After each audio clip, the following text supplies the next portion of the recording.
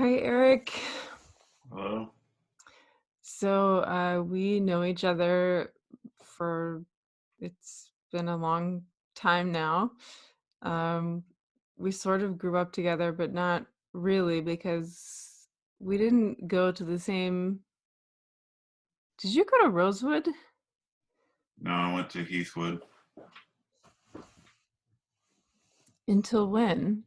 till ninth grade. Then I went to Dreer. I Yeah. thought we went to middle school together too. Oh, no, not unless you went to Heathwood. No. Do you remember me well? Yeah, oh yeah. Yeah, Okay. yeah. Okay.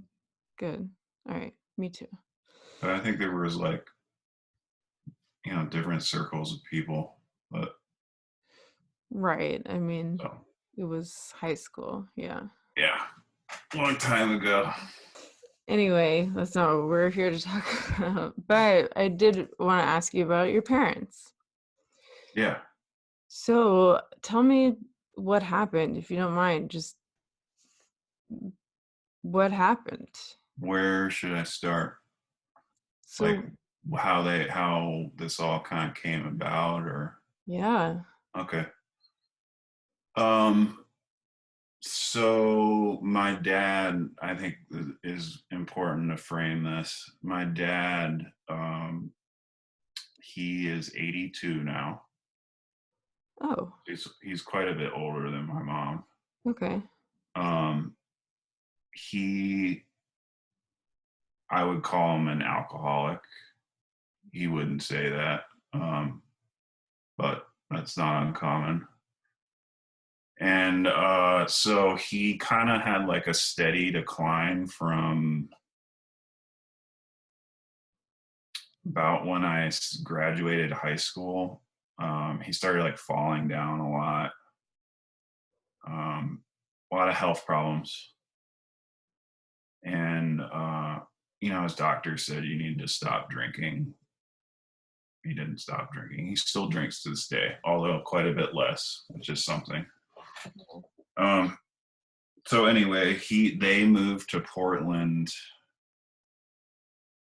I guess about 2.5 years ago now, in August of 2018. So almost 2 years. Yep. Um, and when they came out, I was helping them get settled. They moved from Southwest Florida out here with like no real idea of why. Um, I think they just wanted to be out of Florida. But you live there. Yeah, So, I lived in Eugene, which is okay. it's like 2 hours south. It's a college town. Yeah. So I moved up here, and my mom also drank quite a bit, which I think contributed to her stroke. Um, she, it was November 2018, I think almost Thanksgiving. And she came downstairs and she was like, obviously very distressed. And she told us that I was with my partner at the time downstairs, Abigail. Um, and she was like, I think I'm having a heart attack. So we obviously were freaking out.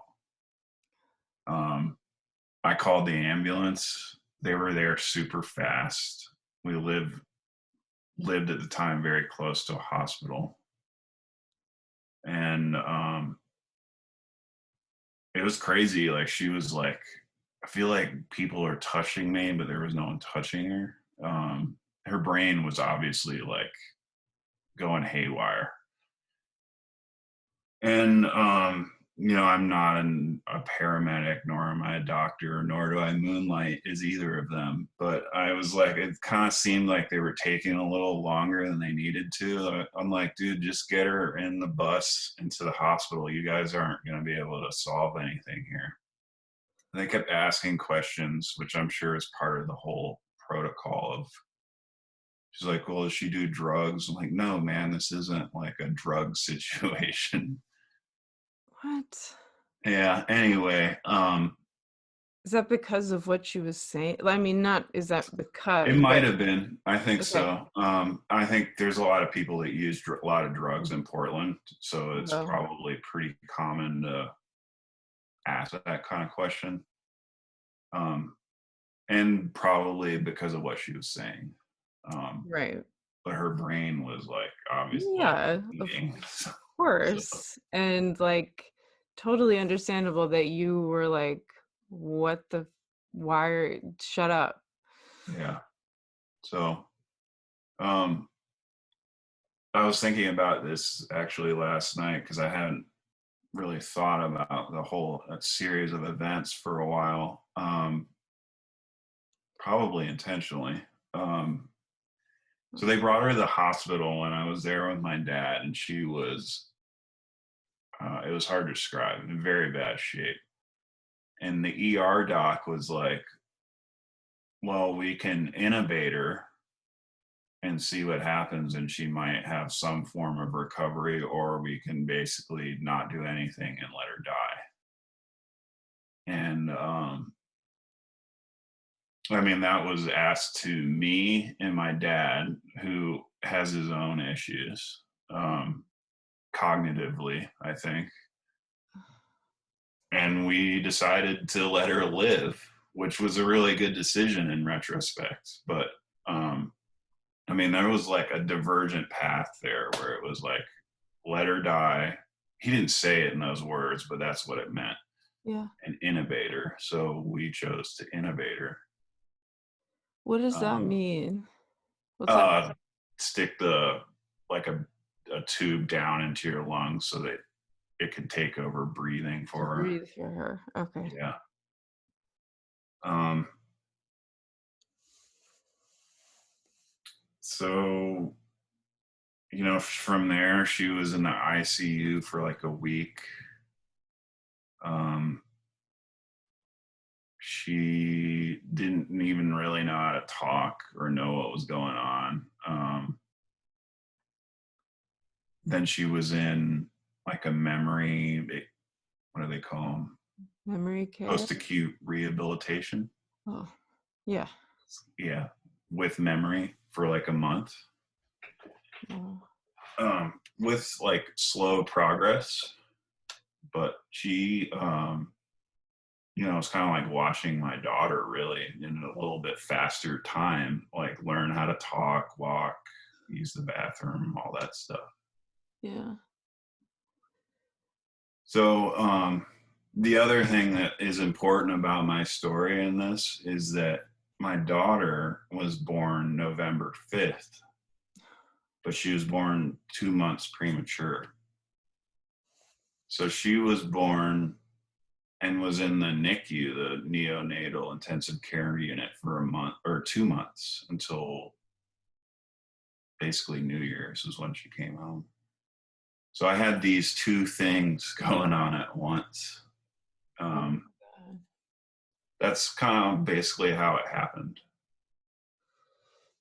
So,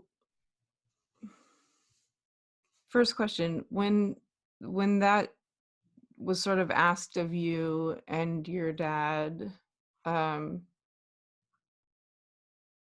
how did you feel like the decision was really yours? Did you feel supported by your dad, or did you feel like the decision was really your dad's, or what, like what did that feel like? The number one thing that comes to me is like rushed. It wasn't like go have a like coffee and think about it type of thing. It was like you guys need to decide right now. And I feel like we came together and made the decision together. Um, the thing is, and it's hard to describe to like other people that weren't there or don't know my dad, is that there's like, it's not clear like how with it he is on any given point in time.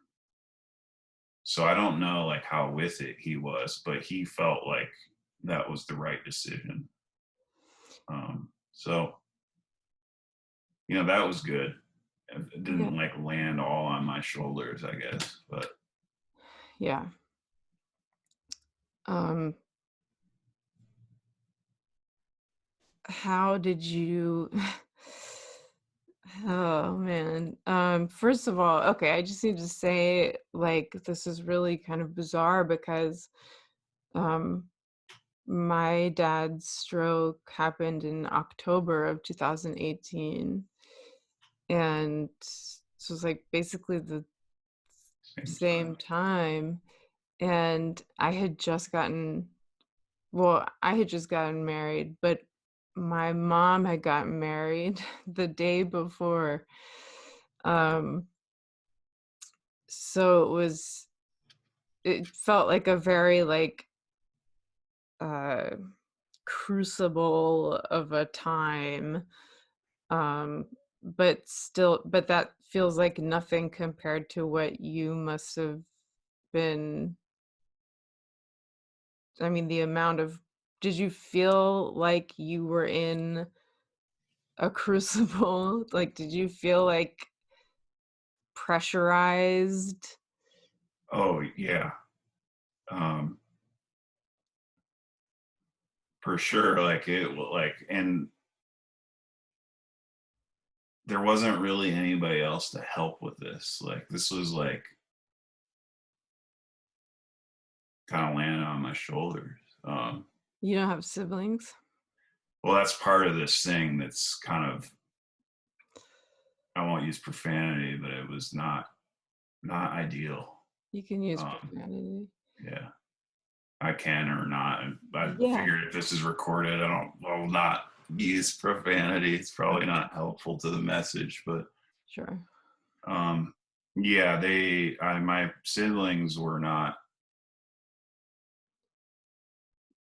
really too involved with this. So um, yeah, it was extremely stressful and a lot of pressure. So Did you tell your did you tell your siblings, or did your dad tell them, or like so my dad doesn't even use a cell phone. Um, he's like that kind of guy. Um, yeah, my dad, no. Yeah. so like not only was it like he doesn't drive, doesn't use a cell phone, he doesn't do really anything to like he's always relied on my mother to take care of him.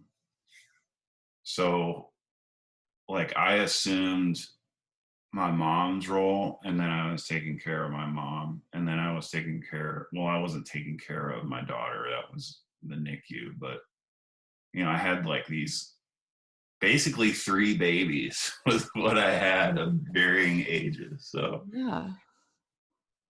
yeah.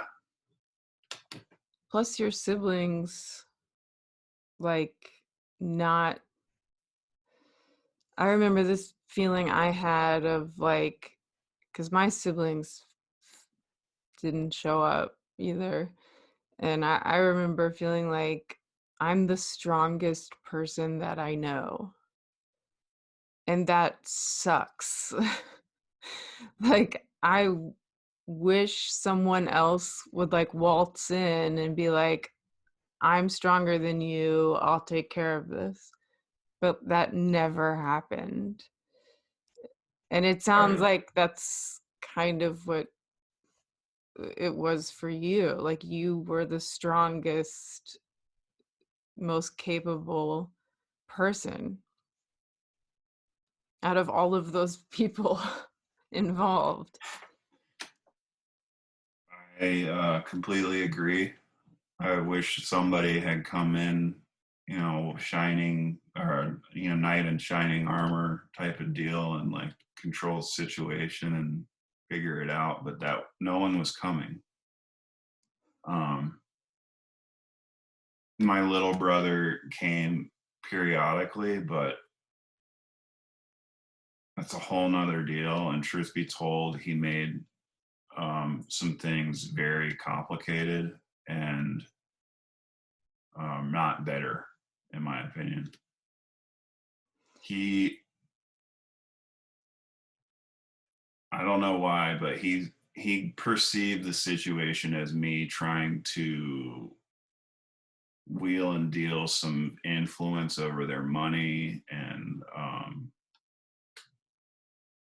got people involved that didn't need to be. And I can talk about that if you want, but when my little brother did show up, it didn't improve the situation, actually made it worse, at least for Yeah. me. Yeah. So Well, I want to hear about your mom's recovery. mhm, So it sounds like it was pretty slow. yeah, um,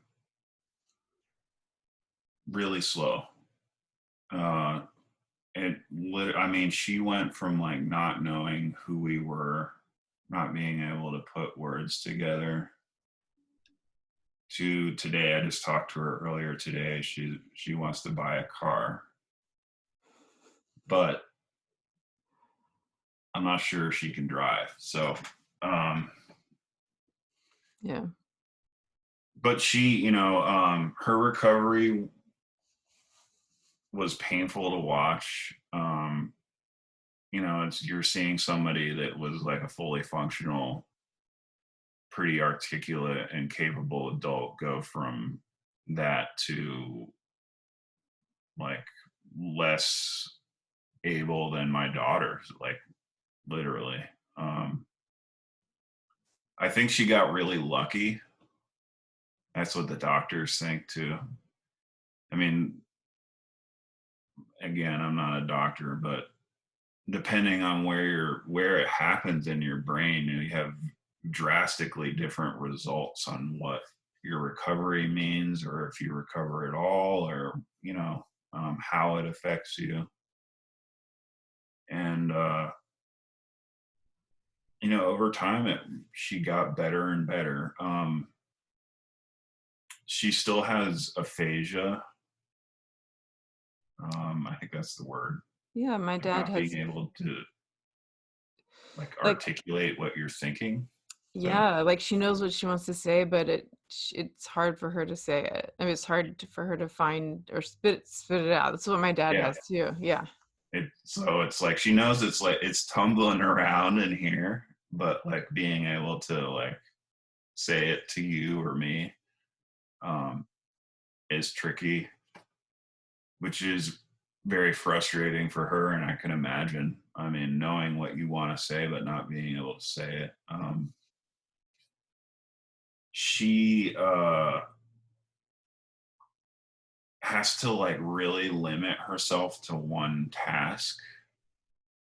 Like if she tries to do any kind of multitasking, it doesn't work. Mm. Um, she has balance issues. Uh, she also, which is interesting. So this is an interesting. This is really interesting to me anyway. It might be to other people, but so she used to. I think I mentioned that she used to drink quite a bit.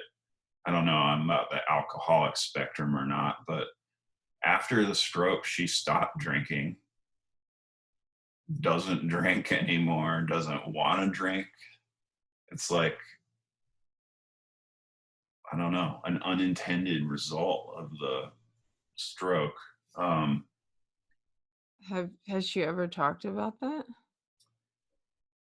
no, I Sh- don't think it's. Uh, I don't know why. It's a taboo topic. I've tried to do more than I'd like to about with my father and his drinking, and at the end of the day, if you have a drinking problem and you want to stop, it's up to the person that's doing the drinking. So, Right. um, So that's probably why it's a taboo topic in your family is because your dad's still drinking. Yeah. Yeah. Um, like the recovery itself was slow, painful, expensive, time consuming, frustrating. Um, they're fortunate. My parents don't have any problems with money per se. So it's not like they didn't like they had long-term care insurance so they could have like nurses come and do these Mm. things where a lot of people don't have that benefit. And that was still with me around 24 hours a day. So like it, I think what this all means, which is why I think what you're doing is great, is that this type of situation is not like it's not currently being addressed appropriately in society. And then the other part is that I don't like seek recognition from my family. It would be nice if they had recognized what you probably know as well, is that how much this takes away from your own life and like the permanent damage I think it's done to me. Like I think I've got some like lingering issues around this whole deal. Um, so I don't know if that answered your recovery question. I kind of No, bounced it's all over, but no, totally. Um, it's, I mean, totally. It's not being addressed. Um, and it's so common that it falls on one person, and it's so common that it's the child or someone of our generation, and it's just not talked about, and that's just so bizarre because there are so many of us, and I think I just felt so isolated when it happened, and I was like, "What the fuck is going on, man? Like, isn't anyone gonna, like, ask me if I'm okay?" Or, like, I mean, I think I have some, like, PTSD, mhm. just because it was traumatic, and, I mean, do you feel like it was traumatic? Oh, yeah. I mean, I'd feel the same way. Like, I think why I don't think about this very often anymore is because I don't really want to go there. Yeah. It's, I mean, the other part is even my mom and my dad sometimes downplayed the amount of effort it took to Oh, like do all of this. yeah. And I think they're grateful in their own way, but like no, not a single person was showering me with praise on this thing. Like no one's like came and said or called me and said, "Hey, Eric, thank you for giving away 2 years of your life to make sure that your mother and father basically didn't fall into a black fucking hole." Is basically what would have happened. They would have been wards of the state unless somebody else can. It's like so. Yes. It's not good. Um, but Not to mention your daughter was born yeah, at the same time, basically. yeah. It's crazy because, uh, it's just so interesting the impulse that 'cause I don't even know what was really behind me, like, choosing to do things, whereas other people chose to not do things, you know? Like, I don't know why I chose differently, really, other than, like, I just did, and it's I mean, it's like now I'm kind of able to be like, "Well, I did the right thing."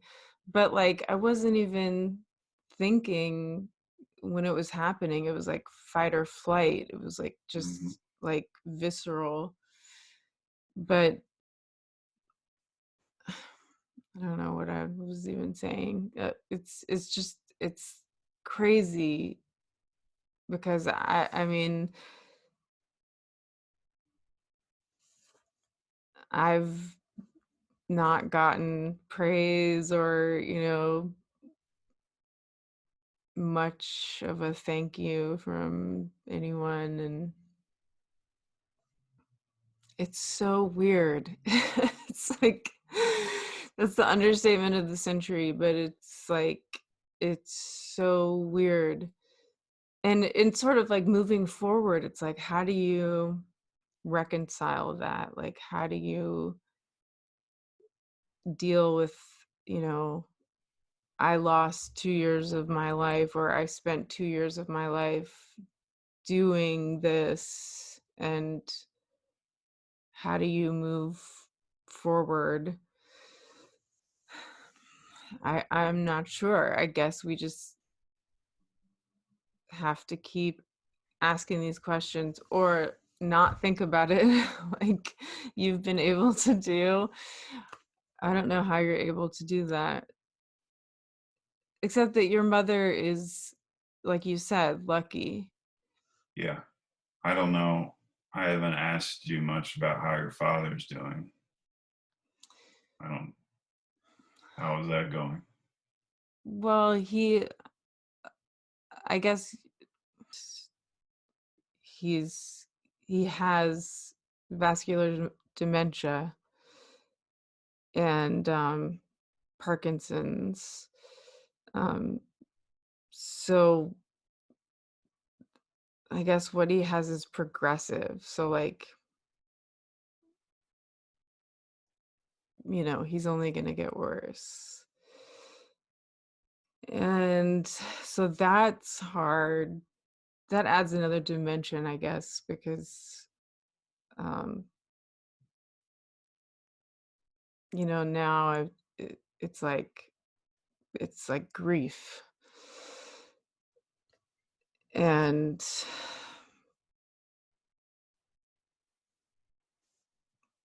I don't know what else to say about that because that's just what it is. Um, so yeah, you're in that way, you guys are lucky that um, that you called the ambulance and you actually got her in there like right away. And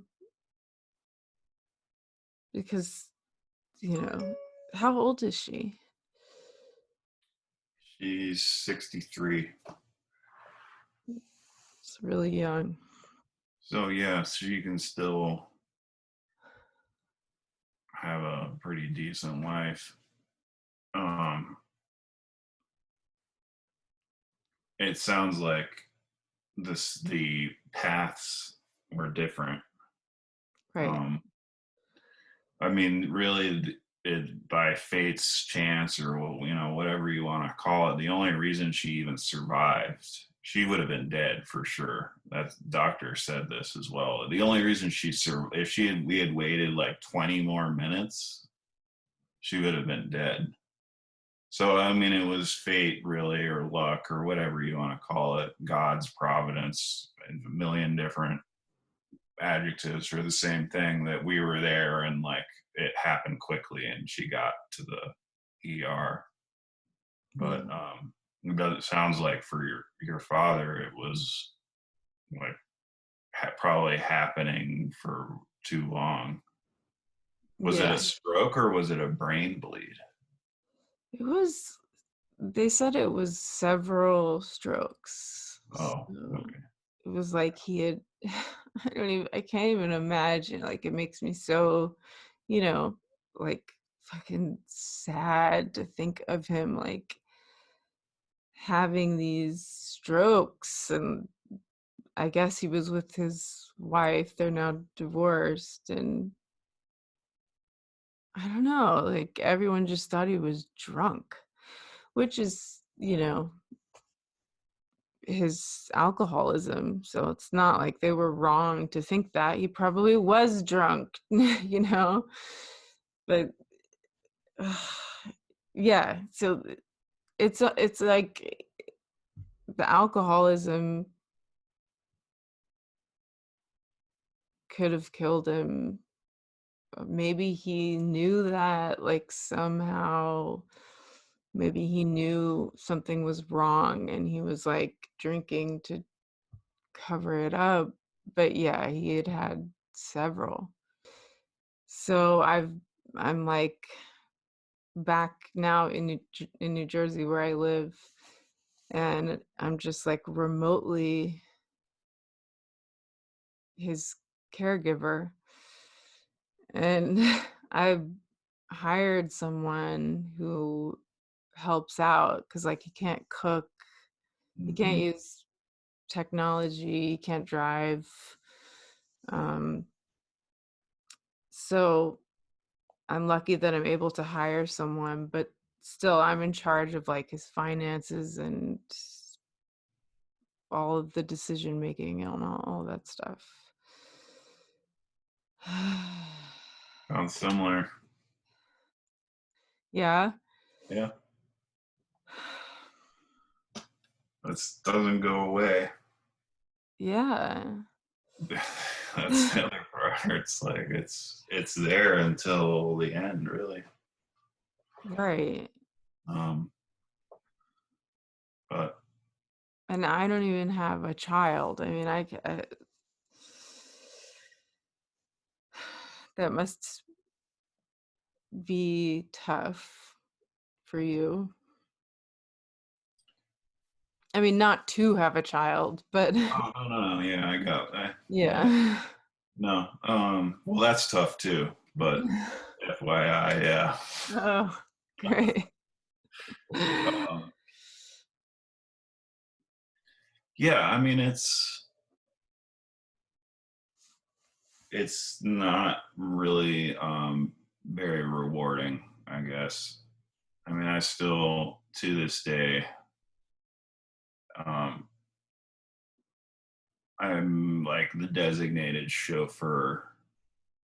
Um, I don't know, you know, helping them with finances, all the same things that you're doing. Yeah.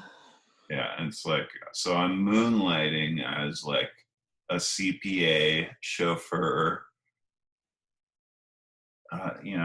accountant, Yep. all this stuff Yeah.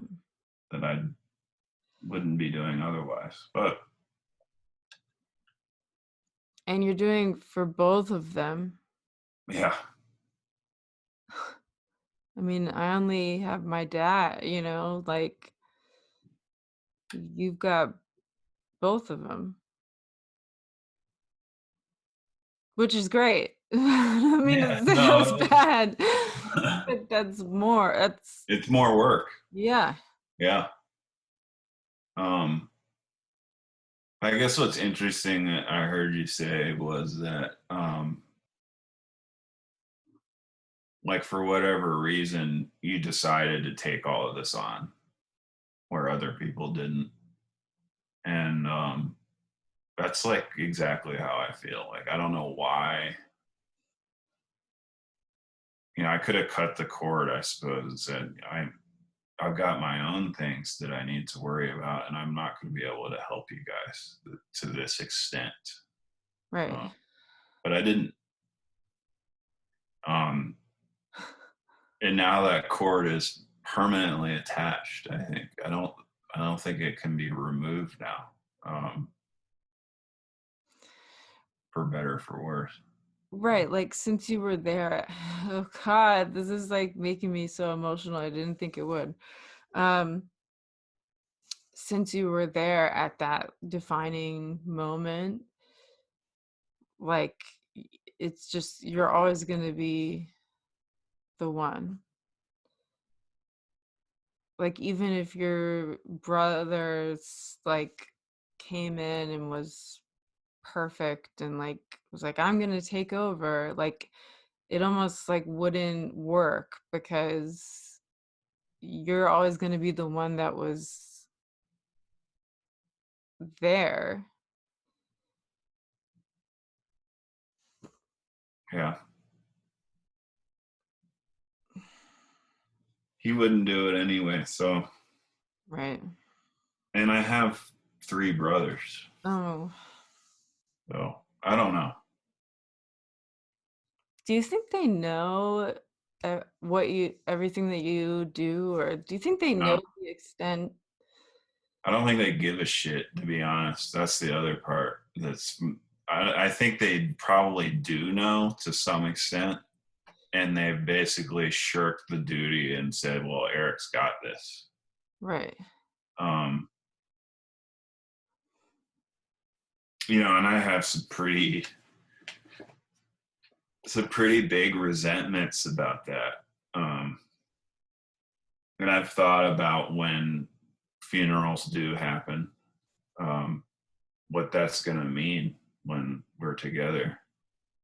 Because I don't want to hear any bullshit about how you were there or how you helped in the last 10 years, whatever. It's like you weren't there. Um, I'm not the best person at asking for help, but the offer was never received either. No one was like, "Hey, like, are you able to handle this?"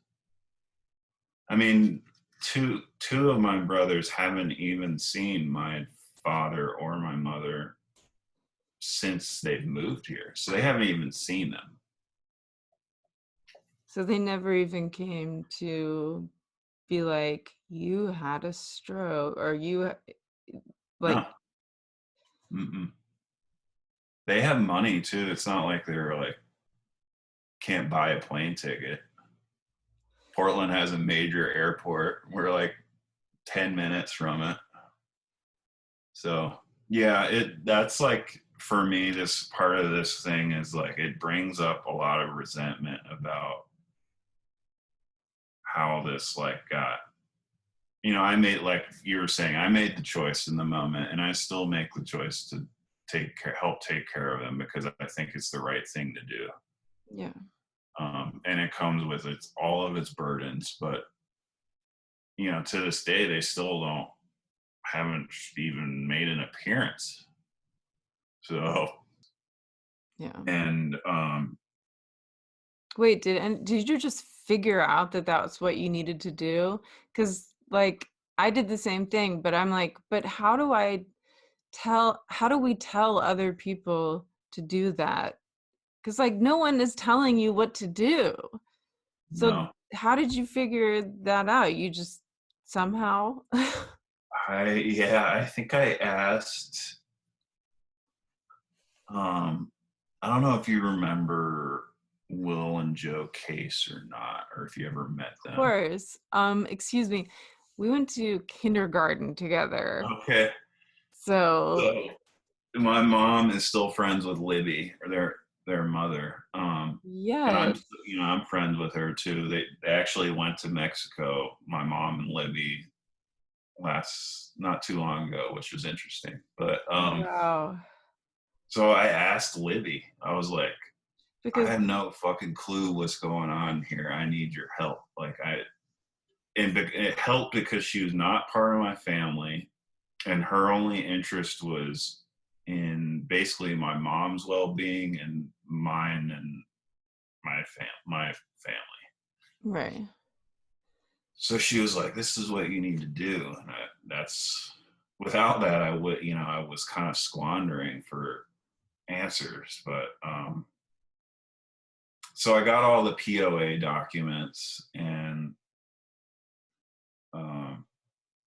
part of it was for their stock market accounts, which was a lot of money. And that's kind of where my little brother came in and was like, had this perception that I was like attempting to or was in the process of pilfering money from my parents. And I can talk about this because I know that I'm on the right side of all of this, and the truth's truth. But We'll he say. called the protective services people in Portland on me, which is an anonymous process. But so I don't really know who did it, but I know it was him. So they started investigating me, and I had to give all these documents over, and I was like, sure, take them all. Like I had nothing to hide. Yeah. But for a while, like people would show up and be like, I want to make sure that that your dad's okay and like your mom's okay, and I want to see bank statements and all this shit. And eventually they closed the case and they're like, we found zero evidence of Eric manipulating or trying to steal money from his parents. So, I mean, Oh my not god. only did I have to do all that financial stuff, but that's what I was talking about with my little brother. He came in and like I don't know why, but he did. He made my life miserable. Um, Dude. so that was another part of this whole deal. It's gone now. I don't have to worry about it, but the resentment on that was like hard to describe. That I still really like don't talk to him really to this day since that's happened, because it's I mean that what that boils down to is like I could get like federal money fraud charges and all. I was like, dude, I don't know why. I told him this too. I was like, I don't know why or what your beef is with me on this, but I'm trying to help mom and dad. And what you did is fucked up my whole situation and made me like have to potentially face federal money charges. Like, Right. your problem, man. So, like, you wouldn't even be able to efficiently help your mom and dad. No, that was the other part. Come over and come out and hang out for 2 weeks and do laundry and dishes and drive them around. It's like that's not what he wanted to do, though. He wanted to do something else. Um, so That's interesting. I've been thinking about the emotional labor because, like, as a caregiver, there's like physical, tasks, of mhm. course, and then there's like stuff like money but then there's also emotional labor that goes into it, which is spending time with them, talking to them, like, especially with me and my dad because he's alone. So it's like, just that emotional labor of like giving love and attention in some form. And I feel like I'm the only one who does any of that emotional labor, if that like makes sense. So it That sounds like makes a you're, ton of sense. yeah. I That's probably more what I do now than the other stuff, really, and it's just as taxing. Um, Yeah, I only have not so more. much to give. And the other part too with the emotional labor is like my well runs dry, and then it affects the people around me as well, like my daughter and Abigail, other friends. It's like I've run out of like I don't know, yeah, emotional bank, whatever you, I don't know what you want to call it, but I'm like, then I'm out. I'm like, I'm done. Like I don't you're know. trapped. Like you can't pour from an empty cup. Yeah. Like I always feel like um I have like decision fatigue. Like sometimes like my husband will ask me like what I want to eat for dinner and I'm like I don't know. Like, because I just feel like I can't, like, you're asking me to do like emotional labor or something. Like, you're asking me to like make a decision, and I just can't because I've already had to think all day about like my dad's groceries and like, is he okay? And is he eating? Is he alive? Is he. So, yeah. I mean, it does affect the it really affects our other relationships, which sucks. Yeah. And it affects even how we treat ourselves, I think. Hmm. I mean, obviously, I think people are desperate for advice and just not to feel alone, you know? So, first of all, I think you telling me all of this is like it really means a lot um like personally because I know I know like what it is, and I haven't really talked to anyone who has like gone through like such a similar situation. And then and like I know you already, so it's just it's kind of like a really big deal. Because obviously, since we're so young, it's just we don't have a lot of like friends who are going through this, you know? But also, I think it's not being talked about. So it's brave to tell your story. And every time I think about like, oh, my mom's gonna be mad at me or something, I'm like, well, it's not like, what am I supposed to do? Like, suffer in silence and just like take, you know, shit and then like never tell anyone? No, like, I refuse to be like that. Like, I'm gonna, you know, and I just hope that it helps, and I know that it helps, um,